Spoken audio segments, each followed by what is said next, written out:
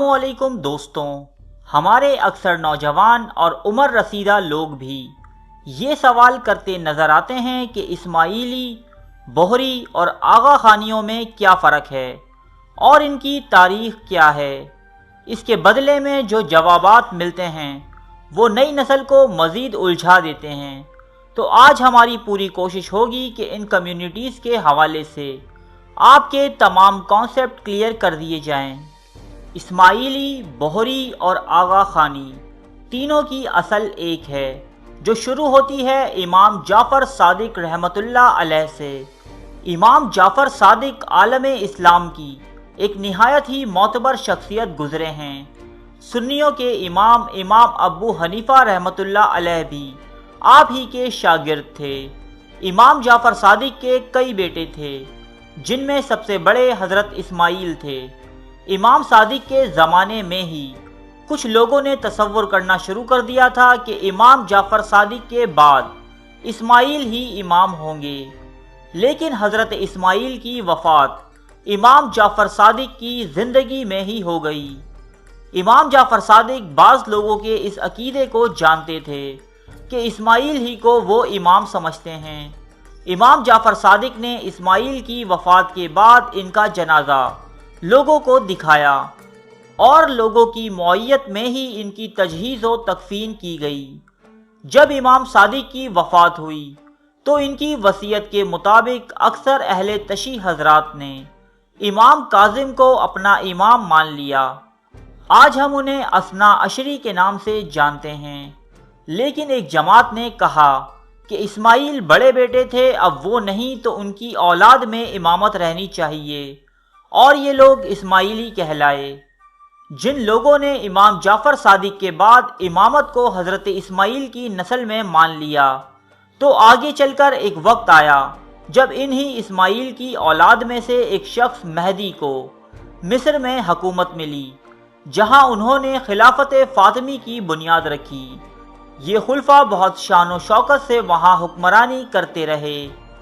قاہرہ شہر اور جامعۃ الازہر کی بنیاد انہی اسماعیلی خلفاء نے رکھی تھی، یہاں تک کہ 1094 عیسوی میں فاطمی خلفاء کے درمیان ایک نسل میں ان کے ہاں خلافت پر جھگڑا ہوا۔ مستعلی اور نزار دو بھائی تھے۔ لوگوں میں دو گروہ بنے، ایک نے مستعلی کو امام مان لیا اور ایک گروہ نے نزار کو اپنا امام مانا۔ مستعلی کو ماننے والوں کو مستعلیہ کہا جاتا ہے، جو آج کل پاکستان اور انڈیا میں بوہرا یا بوہری کے نام سے مشہور ہیں، اور نزار کے ماننے والوں کو نزاریہ کہا جاتا ہے، جو آج کل سب کانٹیننٹ کے آغا خانی ہیں۔ لیکن چونکہ خلافت مستعلی کو ملی تو نزاری یعنی آغا خانی فرار ہو کر ایران آئے اور قزوین نامی شہر کو اپنا ٹھکانہ بنا لیا، جہاں کئی برس تک جاہو چشم کے ساتھ انہوں نے حکمرانی کی۔ حسن بن صباح کے دور میں ان کو عروج حاصل ہوا، جس کی فدائین کی تحریک بہت کامیاب ہوئی اور پوری سرزمین ایران میں اپنی دہشت بٹھا دی۔ بعد میں ان کے امام حسن علی زکریا آئے، جنہوں نے ظاہری شریعت ختم کر دی اور صرف باطنی شریعت برقرار رکھی۔ یہی وجہ ہے کہ آغا خانیوں کو فرقہ باطنیہ بھی کہا جاتا ہے۔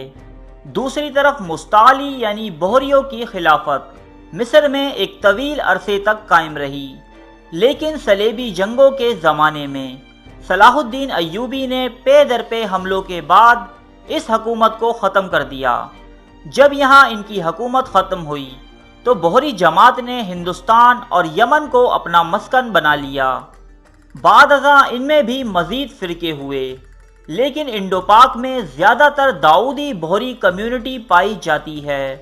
یہ کمیونٹی زیادہ تر کاروباری افراد پر مشتمل ہے اور پاکستانی معیشت میں اہم کردار ادا کر رہی ہے۔ انہیں ان کے مخصوص لباس سے بآسانی پہچانا جا سکتا ہے۔ اب واپس آتے ہیں آغا خانیوں کی طرف۔ آغا خانی ایک طویل عرصے تک ایران میں مقیم رہے۔ ان کے امام کو آغا خان کا لقب بھی ایران کے قاجاری حکمران نے دیا تھا۔ شاہ ایران نے آغا خان کو کرمان کے قریب محلات نامی جگہ پر ایک وسیع جاگیر بھی عطا کر رکھی تھی، لیکن انگریزوں کے دور حکومت میں آغا خان اول نے ایرانی قاجاری سلطنت کے خلاف بغاوت کر دی۔ جب ان کو شکست ہوئی تو یہ ہندوستان میں پہلے سندھ اور پھر ممبئی میں شفٹ ہو گئے۔ انگریزوں نے ان کو سر کا خطاب دیا اور بہت عزت و تکریم کی۔ قیام پاکستان کی تحریک میں آغا خانی کمیونٹی کی خدمات قابل ذکر ہیں۔ آغا خان سویم 1906 عیسوی سے 1912 عیسوی تک مسلم لیگ کے صدر رہے۔ سب کانٹیننٹ کے مسلمانوں کے لیے سر آغا خان کا سب سے بڑا کارنامہ علی گڑھ یونیورسٹی کی تعمیر میں اہم کردار ادا کرنا ہے۔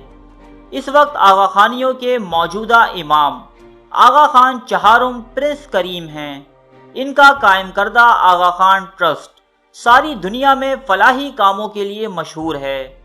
پرنس کریم آغا خان اور ان کے فرقے کے لوگ بے حد جدت پسند ہیں اور ماڈرن طریقے پر جینا پسند کرتے ہیں۔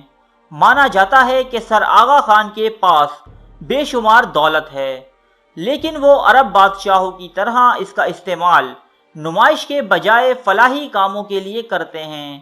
انڈیا اور پاکستان میں آغا خان کے نام سے جا بجا تعلیمی ادارے اور اسپتال موجود ہیں۔